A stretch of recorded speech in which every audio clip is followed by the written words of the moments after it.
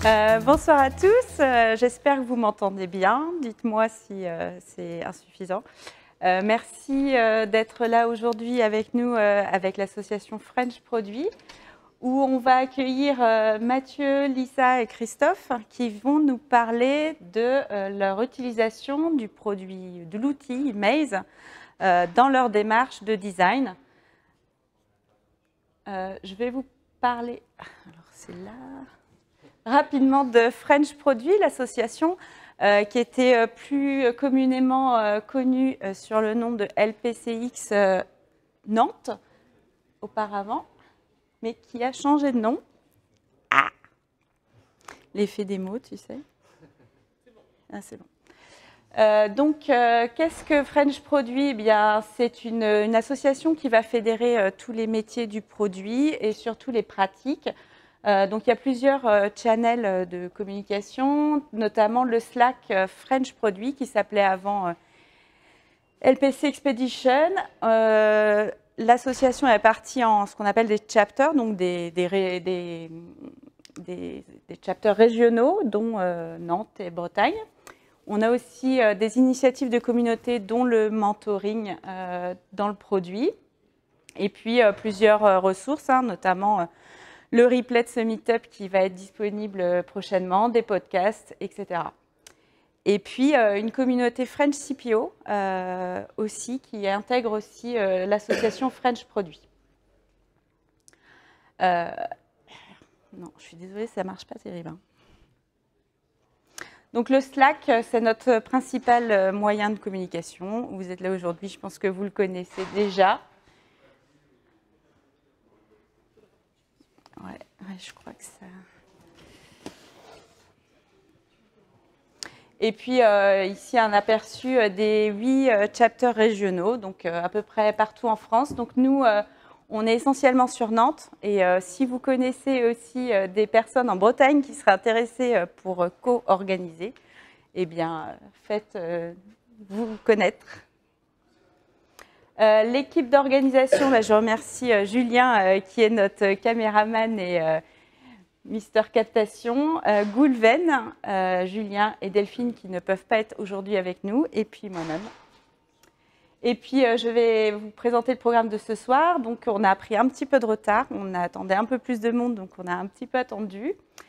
Mathieu va vous présenter Maze et l'outil, et puis Lisa et Christophe vont vous faire part de leur expérience avec l'outil sur des cas vraiment concrets et comment ils ont pu l'utiliser. Et puis on fera une session de à peu près un quart d'heure, 20 minutes de questions-réponses, et puis ensuite on aura un petit moment convivial autour d'un petit pot. Donc je remercie d'abord notre hôte OnePoint pour l'organisation et nous avoir reçus, nous recevoir. Je laisse la parole à Mathieu. Et bon meet-up à tous. Merci. Merci pour l'introduction. Cool, bonjour à toutes et à tous. Je me présente, je m'appelle Mathieu Dixt. Je suis Product Researcher du coup chez Maze. Donc on est une entreprise full remote pour information.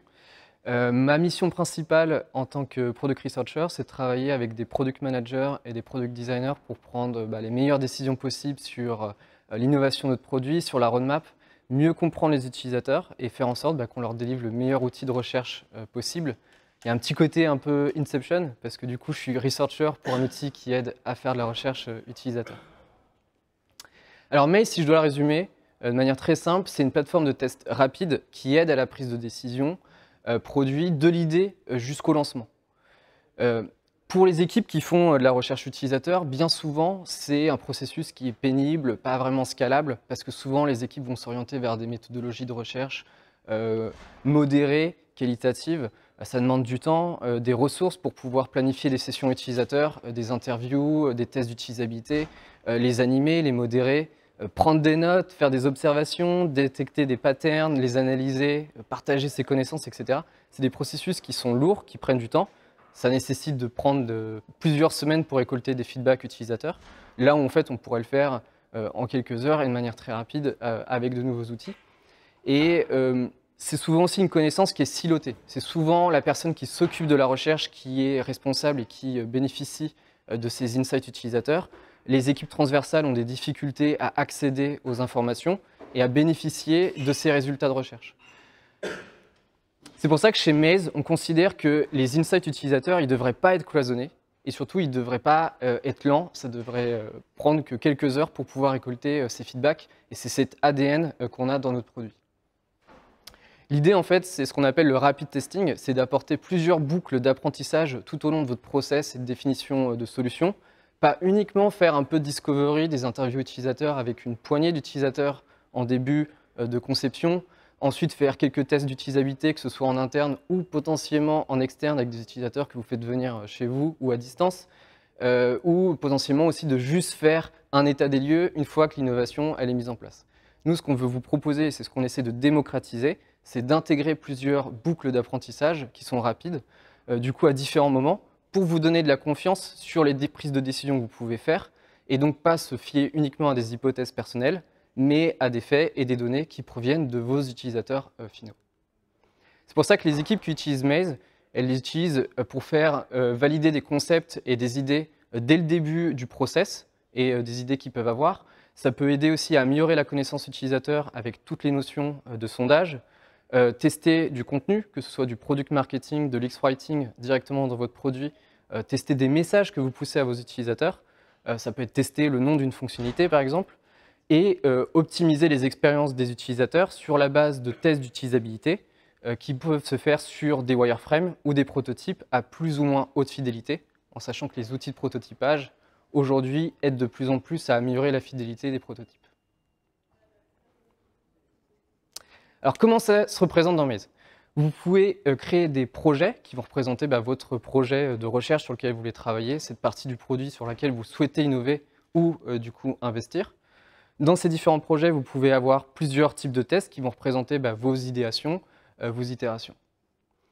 Il est possible de démarrer à partir de templates, c'est-à-dire des tests qui sont déjà prédéfinis avec des exemples de questions. Vous pouvez partir sur ces exemples-là ou simplement piocher parmi les questions qu'on peut vous proposer pour pouvoir gagner du temps et vous inspirer dans vos actes de recherche. Il y a plein de thématiques possibles. Ça peut être tester du contenu, tester des tests, des prototypes, comme je pouvais vous le dire, la satisfaction sur une nouvelle fonctionnalité, tester le nom d'une fonctionnalité, etc. Mais vous pouvez partir aussi de zéro. Et en fait, on a un éditeur sur lequel on va avoir des blocs et qui vont permettre de créer votre test. Chaque bloc, en fait, a du coup un objectif précis, une action en particulier. Vous allez avoir des blocs assez classiques du type champ de questions ouvertes, choix multiples, choix simples, notation d'opinion, des tests binaires, etc. Et puis, il est possible aussi d'avoir des blocs qui sont un peu plus spécifiques en termes de méthodologie de recherche, comme le tree testing, qui va vous permettre de tester l'architecture d'une information, des tris de cartes aussi, où l'utilisateur va avoir des cartes à trier dans des catégories qui sont prédéfinies ou qu'il peut définir par lui-même, ou même le 5-second testing, qui est le fait de pousser une image, un écran de votre prototype, un texte, peu importe, à des utilisateurs pendant un certain laps de temps. Et ensuite, derrière, vous pouvez leur poser une question ouverte pour connaître leurs premières impressions, ce qu'ils ont retenu de l'écran, les émotions qu'ils ont ressenties, etc.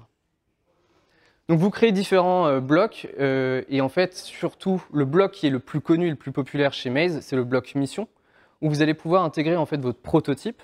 Et sur la base de ce prototype, vous allez pouvoir donner des exercices aux utilisateurs. Donc c'est très simple, vous copiez-collez votre lien de prototypage que vous avez à disposition. On est intégré avec les plateformes de prototypage les plus populaires et les plus utilisées, comme Figma, Adobe XD, InVision, Marvel App ou Sketch. Et puis ensuite, vous pouvez en fait donner des exercices et des instructions aux utilisateurs. Là, par exemple, dans mon exemple, je leur demande de réserver une chambre d'hôtel à Londres entre telle et telle date. Et en fait, pour réaliser du coup la mission, vous avez juste à cliquer dans votre prototype pour définir l'écran d'arrivée et l'écran final et le chemin et par quel ordre l'utilisateur doit passer pour réussir la mission. Ce qui est bien, c'est que vous pouvez aussi définir plusieurs chemins. Donc il n'y a pas juste un chemin avec un écran de départ et d'arrivée, vous pouvez définir autant de chemins que vous le souhaitez. Si l'utilisateur du coup passe par ce chemin, on va définir qu'il est un succès direct, c'est-à-dire qu'il a bien réussi du premier coup l'exercice. S'il arrive à l'écran final en passant par un chemin que vous n'avez pas défini, il réussira quand même l'émission. La différence, c'est qu'on considérera que c'est un succès indirect, puisqu'il est passé par un autre chemin de pensée que celui que vous aviez identifié à l'origine. Vous le verrez, en fait, tout est enregistré, toutes les interactions en fait, sont collectées pour générer un rapport qui va vous donner des informations sur l'utilisabilité de votre prototype. Ce qui est bien aussi, c'est qu'on permet d'avoir des conditions. Ça, c'est commun à tous les blocs. On peut conditionner par où l'utilisateur va passer dans le test. Par exemple, dans ce cas de figure, si l'utilisateur n'a pas réussi à faire la mission et qu'il a abandonné l'exercice parce qu'il le trouvait trop compliqué, il est possible de dire derrière, pour les utilisateurs qui ont abandonné, je veux poser une question à champ ouvert pour savoir pourquoi ils ont eu des difficultés et en savoir davantage sur leurs impressions et les difficultés qu'ils ont pu ressentir. Ça marche aussi pour les autres blocs. Si vous demandez à la fin d'une mission, par exemple, de noter la facilité de l'exercice et que l'utilisateur vous met une mauvaise note, vous pouvez dire, alors pour ces utilisateurs qui ont mis une note entre temps et temps, je veux qu'ils passent par du coup un champ ouvert ou potentiellement leur faire un autre exercice avec une autre alternative de maquette et voir s'ils ont plus de facilité à réaliser l'exercice. On permet aussi d'enregistrer les utilisateurs pendant qu'ils réalisent les exercices. Alors ils n'ont pas besoin d'installer une extension sur leur navigateur ou une application, il y a juste à accepter les permissions dans leur navigateur. On va leur demander d'accéder à leur caméra, leur micro et leur écran. Et à partir de là, en fait, dans les résultats, vous pourrez voir l'utilisateur interagir avec votre maquette. Donc, on enregistre sa caméra, son micro. Vous pouvez lui demander de penser à voix haute, exprimer ses émotions, son cheminement de pensée, etc. Et ça vous permet de le voir dans les résultats derrière. Lui, il a bien entendu conscience qu'il a enregistré puisqu'il a accepté les permissions et il voit à tout moment la caméra, bien sûr, le micro en même temps. Tout est collaboratif. C'est-à-dire, quand vous créez votre test, l'idée, c'est que ce soit aussi disponible pour les autres personnes, les autres parties prenantes du projet. Ils peuvent valider vos blocs, ils peuvent demander des modifications, ils peuvent commenter, vous pouvez les mentionner à l'intérieur. Tout ça est collaboratif pour que tout le monde puisse avoir connaissance du test et aussi dans la partie résultat. Une fois que vous êtes prêt, vous avez fini votre test, vous l'avez fait valider par vos parties prenantes, vous le mettez en live. Et en fait, à partir de là, automatiquement, on génère une URL que vous pouvez utiliser pour le partager à vos utilisateurs par tous les biais de communication que vous souhaitez. Ce qui est bien, c'est que cette URL, on peut y ajouter aussi des métadonnées. C'est-à-dire, si vous voulez ajouter un identifiant utilisateur que vous avez de votre côté, ou une information en particulier qui est importante pour vous à distinguer dans les résultats, comme le rôle qu'il a dans votre produit, par exemple, eh bien, vous pouvez l'ajouter dans les métadonnées et on va faire automatiquement afficher cette métadonnée dans les résultats de l'utilisateur. Ce sera disponible dans les résultats, mais aussi dans l'export si vous le souhaitez en fait, faire un matching des données. Moi, c'est ce que je faisais avant quand j'étais utilisateur. Pour éviter de poser des questions inutiles à l'utilisateur dont j'ai déjà la connaissance, ça me permettait en fait, de télécharger les résultats et faire des distinctions. Pour pallier à ça et pour aussi optimiser l'expérience, on permet d'intégrer des utilisateurs directement dans Maze.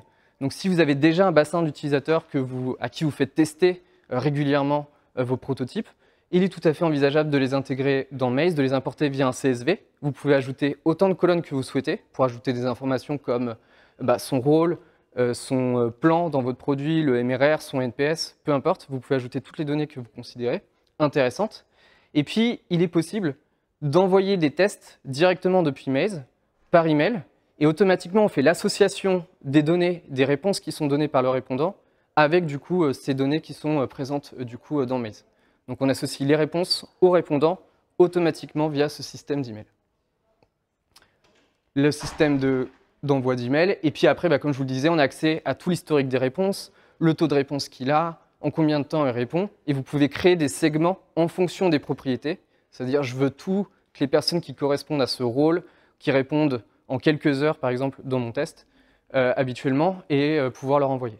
Donc là, l'idée, c'est vraiment de pouvoir pousser des tests de manière asynchrone, que les gens puissent y répondre de leur côté, de manière autonome, et c'est ce qui permet de faciliter la collection de résultats, d'avoir des dizaines, centaines, voire même des milliers pour certains clients de résultats utilisateurs, là où avant, on prenait des décisions sur une poignée d'utilisateurs qu'on avait uniquement en interview.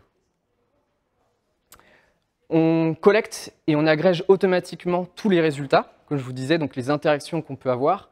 Par exemple, dans les prototypes, on va vous faire des cartes de chaleur, des heatmaps, et vous allez pouvoir voir où est-ce que les gens cliquent le plus, dans quel ordre, combien de mauvais clics ils font, combien de temps ils passent sur les écrans, est-ce qu'ils abandonnent, est-ce qu'il passe par tel ou tel chemin. Tout ça est envisageable et du coup collecté automatiquement. Vous pouvez avoir les résultats agrégés par bloc, mais aussi par utilisateur. Voir si un utilisateur il a eu des difficultés, qu'est-ce qu'il a eu comme réponse au préalable, les notations qu'il a pu donner, potentiellement revoir la session si vous l'avez enregistrée, comme je vous l'ai dit précédemment. Et puis, il y a un reporting qui est automatiquement généré, que vous pouvez partager à vos collaborateurs. Il est possible d'ajouter des commentaires pour pouvoir dire l'interprétation que vous avez des résultats et mentionner, par exemple, un product manager avec lequel vous travaillez ou un product designer, peu importe, et lui dire tiens, regarde, ces données, ça peut t'intéresser par rapport au projet que tu peux avoir. Donc, pas uniquement les personnes qui sont sur ce projet de recherche, mais toutes les personnes, bien sûr, qui ont accès à MES, bien entendu. Voilà, c'est tout pour moi. Je laisse la parole à Lisa pour qu'elle puisse faire son retour d'expérience avec iAdvise. Salut tout le monde. Donc Lisa Trazy, moi je suis senior PM chez iAdvise.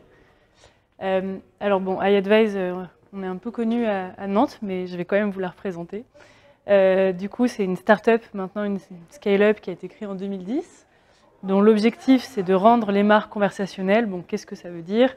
L'objectif pour nous, ça va être de permettre à n'importe qui de pouvoir chatter avec une marque comme elle le ferait avec des amis. Ça, c'est un peu le principe. Au départ, on était très centré sur des marques qui allaient faire de l'avant-vente, de la vente.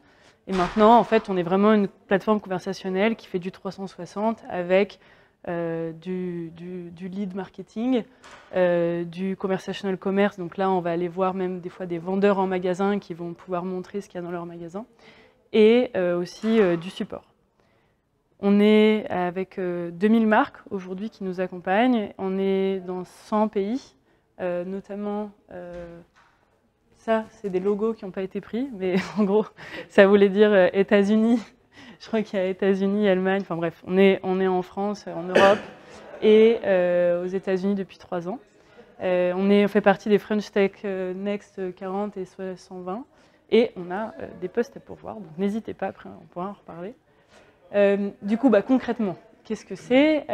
Nous, en fait, quand vous allez sur un site, vous avez souvent une petite notification de chat qui s'affiche en bas à droite. Et nous, en fait, on va faire l'expérience conversationnelle chat, mais pas que. On fait aussi de la vidéo, du call. Voilà, donc ça, c'est la petite notif. Pouf. Donc quand je clique dessus, j'ai mon expérience conversationnelle. Donc là, c'est chat, mais on fait vidéo et call. Et vous pouvez aussi continuer sur des messaging apps préférés, là, comme WhatsApp, Messenger ou Apple Messages for Business. Et derrière, ouais, c'est bon. En fait, vous pouvez parler. Donc, ça va être soit à un conseiller pro de la marque, mais vous pouvez aussi parler à la communauté d'experts IBU de iAdvise. Et vous pouvez parler à un chatbot, une intelligence artificielle qui va soit résoudre le problème dans sa globalité, soit qui va rediriger vers un humain qui va pouvoir résoudre ce problème. Et on a aussi, du coup, la partie statistique, etc., assez poussée. Donc, pour revenir à Maze, voilà, ça, c'est vraiment plus pour iAdvise. On avait vraiment 2 enjeux. Alors, nous, en fait, ça fait un peu plus de 2 ans qu'on a un peu commencé à devenir un peu plus mature sur les process de discovery. Et du coup, on utilise beaucoup Maze dans ces process-là, mais aussi, vous allez le voir, dans des itérations continues. Donc là, on avait 2 enjeux sur lesquels on fait un petit focus. Le premier, tout à l'heure, je vous parlais de la notification. Là, c'en est une autre. En fait, ce qu'on cherchait, c'était de pouvoir améliorer la performance de ces notifications, notamment améliorer la conversion, donc le ratio entre le clic qui était fait sur cette notification et la proportion des visiteurs qui allaient chatter derrière. Donc ça, c'était un des objectifs qu'on avait. Et ensuite, un autre qu'on avait un peu plus, en fait, c'est beaucoup venu avec la pandémie. Il y a eu une grosse demande vers la vidéo et c'est un canal qu'on avait déjà et qu'on a dû développer. En l'occurrence, c'est quoi la vidéo? Ça veut dire que en plein confinement, des vendeurs qui sont en magasin, mais là où nous, on ne peut pas y aller, ils peuvent aller faire de la vidéo. Et en fait, cet usage, il a continué. Mais il fallait qu'on vérifie qu'il y ait bien une appétence. Voilà. Donc ça, c'est un peu les enjeux qu'on avait. Donc, je vais vous montrer un petit peu comment nous, on a pu utiliser Maze en Discovery. Hop. Donc, pour l'usage de la vidéo, en fait, c'est histoire de vous montrer un petit peu que ça s'inscrit dans un process global de discovery. Donc, il y a plusieurs étapes. Là, je vous ai mis un peu Maze à la fin, mais c'est qu'en fait, nous, sur cette research-là, on a vraiment utilisé Maze plutôt en confirmation d'hypothèses qu'on avait et qu'on a pu formuler. Donc en fait, on a fait déjà une première immersion terrain chez un client pour voir comment ça se passait pour la vidéo. On a pu identifier plusieurs problèmes. On a aussi interviewé nos clients, parce que nous, du coup, on est en B2B, donc on a interviewé nos clients. Et on a aussi interviewé les clients de nos clients, donc les personnes qui vont sur les sites. On en a recruté une partie pour regarder exactement comment ça se passait. Et une fois qu'on a fait ça, on a listé un certain nombre de pain points qu'il fallait du coup vérifier. Et en fait, Maze a été hyper utile pour ça, pour derrière aller faire à la fois du quali et du quanti, mais sur un volume plus important, mais sur des points très précis. Donc le genre de questions qu'on avait. Donc là, en fait, ce qui était intéressant pour nous, c'était d'aller poser des questions plutôt qualitatives, du style dans quelle situation vous seriez amené à faire de la vidéo. Et donc là, tout ça, c'était déjà des hypothèses qui ont été formulées avant, et que du coup, on a pu mettre du quanti derrière grâce à Maze. Ça nous a permis il y a aussi des questions de ce type-là qui permettent de faire du oui-non. Donc là, en l'occurrence, est-ce que l'usage de la vidéo a changé avec la pandémie? Oui, c'est pas mal remonté. Ça, c'était plutôt pour la discovery vidéo. Ensuite, alors, pour le sujet plus de notification, c'était une recherche un peu plus poussée qu'on avait à mener. En fait, là, pour le coup, c'était l'inverse. On a d'abord utilisé Maze au tout départ, parce que pour le coup, on partait un peu plus de rien, et on ne voulait pas se baser uniquement sur ce que nos clients nous disaient. On voulait vraiment voir ce qui se passait pour les visiteurs des websites et des applications. Donc là, en fait, vous voyez, c'est un panel un peu plus gros. Déjà, on est plutôt sur... Tout à l'heure, on était sur une centaine de répondants. Là, on est sur 500 répondants. Et après, la research, elle est un peu plus globale. Il y avait l'analyse data, de la recherche documentaire. Il y avait toute une partie plutôt, là, c'est un peu une feedback loop qu'on a avec nos clients. Parce que comme c'est des clients B2B, on essaie de leur montrer ce qu'on fait pour qu'ils nous disent que ça convient quand même un petit peu. Et du coup, ce qui était assez canon avec Maze, un des trucs qu'on aime beaucoup, c'est qu'en fait, quand on veut faire du comparatif, là en l'occurrence, en fait, nous on a plusieurs notifications possibles, et on a fait un état des lieux sur l'existant, et voilà. Donc en fait, on a permis de faire des projets différents dont parlait Mathieu tout à l'heure. On a segmenté un peu les différentes bases de répondants pour leur montrer en fait ces différentes notifications et de voir derrière un peu quels étaient les résultats. Là, par exemple, c'était pour une notification. On fait aussi des échelles de valeurs, donc pour pouvoir dire est-ce que cette notification vous a paru inamicale ou sympathique. Et donc là, ça nous a permis derrière de faire un peu notre état des lieux sur ce qui était possible. On a les questions ouvertes, évidemment, et les questions à choix multiples dont je vous ai parlé tout à l'heure. Et un truc dont aussi Mathieu a parlé, mais que moi j'aime beaucoup en tant que PM, parce que depuis tout à l'heure je parle de tout ça, mais en fait c'est les designers qui font ça. Moi je suis PM, donc je suis plutôt là pour les accompagner, et du coup surtout les aider à cadrer et vérifier qu'on est bon sur les objectifs de ces surveys. Et donc là, effectivement, le mode collaboratif est hyper cool pour moi, pour aller vérifier que chaque étape fonctionne bien, et ça m'évite de devoir dupliquer le travail avec un paper ou un Google Doc. Ensuite, donc, une fois qu'on sortait un peu les premières maquettes, on a utilisé aussi Maze pour pouvoir avoir des feedbacks pour les récolter. Et donc là, je vais vous parler uniquement de la partie notification, puisque la vidéo, c'était uniquement sur la partie research. Donc là, on a pu faire un état des lieux sur les précédentes notifications, et ensuite, on en a créé des nouvelles. Du coup, on a innové là-dessus. L'équipe de designers a pu en proposer 4. Et là-dessus, en fait, on a pu faire... on a pris un panel représentatif de 400 utilisateurs et sur chacun, on a testé une notification différente pour voir un peu comment ils réagissaient. Donc c'était quand même un gros survey, on avait une trentaine de questions, mission inclus. Et du coup, là où vraiment ce qui était top, c'est voilà le genre de choses qu'on avait. Bon là, vous ne voyez pas très bien, mais du coup, c'est un peu, est-ce que oui ou non ils cliquent bien sur la notification? Voilà, en fait, ça nous permettait avec ces heatmaps de pouvoir le voir. On voit aussi les misclics, donc s'il y a des personnes qui n'ont pas du tout bien cliqué, on voit aussi les pourcentages, on voit s'ils sont allés au bout de la mission, etc. etc. Ça, c'est plutôt pour les designers. Donc là, les questions plutôt qualitatives, ça aussi, on le fait toujours en complément. Un des points aussi qu'on fait de plus en plus, c'est que maintenant, même quand on va voir nos clients et qu'on fait des interviews à l'oral, en fait, on va aussi en parallèle leur envoyer un mail pour qu'ils puissent voter pour des idées qu'on a en fait. Ça peut sembler étrange, mais nous, comme c'est des clients B2B, on ne veut pas simplement sortir des idées et que derrière, ils ne soient pas partisans, ils ne soient pas d'accord pour pouvoir l'avoir dans leur website. Donc en fait, on les a fait voter et nous, ça nous permet de savoir quelle adoption on pourrait déjà anticiper sur cette feature. Voilà, donc en termes de résultats, pour vous donner un peu une idée de ce qu'on a pu sortir comme données. Donc sur les notifications, alors c'est un avant-après un peu étrange. À droite, vous avez l'avant et là, vous avez l'après. En gros, en fait, typiquement, on voulait vraiment faire en sorte que notre notification mette en avant l'humanité, le côté conseil par un humain en chat. Et pas uniquement parce qu'il y a une perception parfois qui est un peu négative du chatbot. Et donc ça, en fait, on a pu comparer le avant, qui était un peu l'état des lieux qu'on a pu faire au départ en Discovery, avec le après, et on a vu qu'avec les nouvelles notifications, on avait une part d'humain qui était légèrement supérieure au robot. Ça, c'est le genre de choses qu'on a pu en ressortir.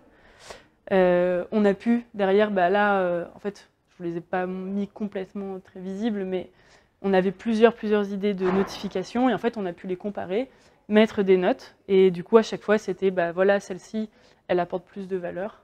Et on avait aussi, par exemple, là, celle-ci, elle apporte un intérêt plus ou moins fort. Donc en fait, on a une dizaine comme ça d'échelles de valeur qu'on a pu créer, et ce qui nous a permis vraiment d'orienter nos choix après, derrière, pour les clients.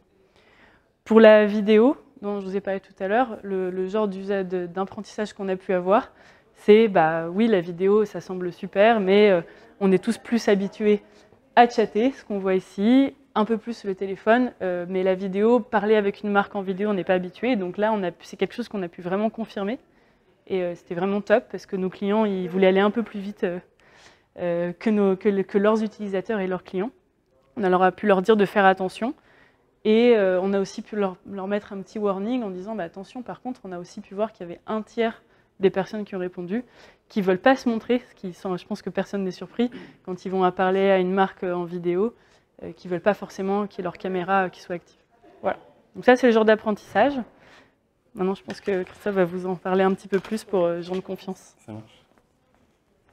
Alors, bonsoir à tous. Donc, Christophe Delalande, donc moi je suis Product Manager chez Gens de Confiance, donc depuis un peu plus de 2 ans maintenant. Et donc ce soir, je vais prendre la suite pour vous présenter justement également Maze. Alors juste avant, Gens de Confiance, pour celles et ceux qui ne connaissent pas, c'est une start-up nantaise qui a été créée en 2014. Et en fait, l'objectif, c'est un service de petites annonces, vraiment qui est à destination des particuliers et des professionnels. Sur ce site, vous pouvez trouver très bien votre future maison, votre futur appartement ou louer votre location saisonnière. Donc il y a vraiment des annonces diverses et variées. La valeur ajoutée qu'on a, et c'est en lien avec notre mission qui est de viraliser la confiance, c'est que pour devenir membre de Gens de Confiance, il va vous falloir justement 3 parrainages. Et justement, ces 3 parrainages, nous, c'est pour garantir vraiment des échanges en évitant des arnaques qu'on peut malheureusement retrouver sur d'autres plateformes concurrentes. Donc ça, c'est vraiment notre marque de fabrique. Et ce qu'on peut voir, c'est que depuis 2014, ça a quand même pas mal grandi, parce que maintenant, on est un peu plus d'1 300 000 membres. Donc maintenant, on est cap sur les 2 millions. Gens de Confiance, c'est 120 000 annonces quotidiennes, donc vraiment en ligne, avec une spécificité, c'est que plus de 60% d'entre elles sont exclusivement sur notre plateforme. Donc ça, c'est aussi notre marque de fabrique et notre richesse. Et enfin, Pro de Confiance, donc ça, c'est un produit qu'on a justement lancé fin novembre l'année dernière.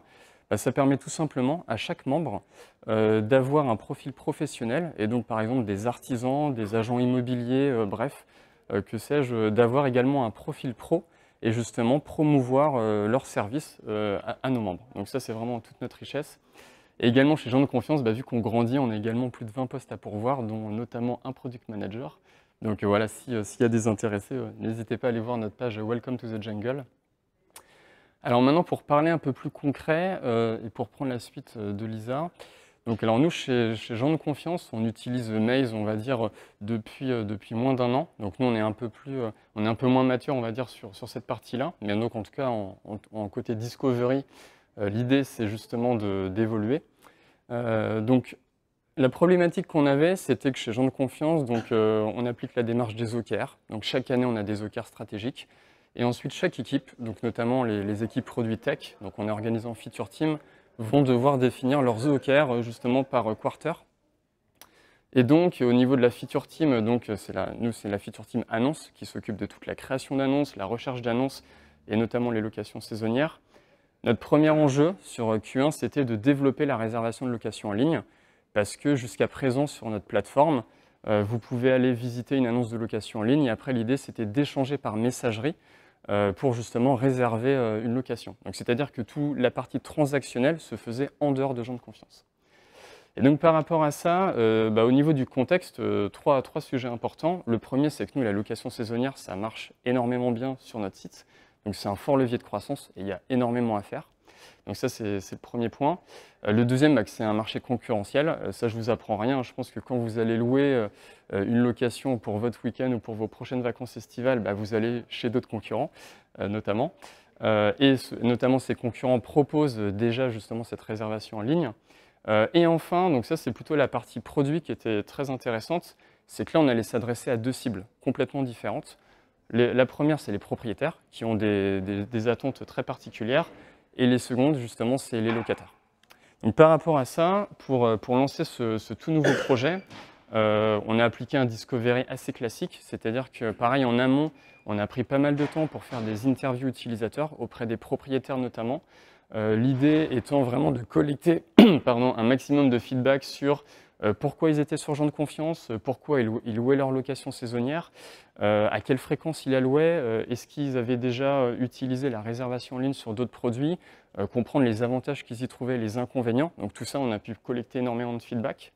Forcément, on a réalisé des benchmarks, appliqué toutes les démarches type d'analytics, donc savoir un peu les comportements actuels de nos users. Donc nous, on utilise notamment Amplitude et Metabase.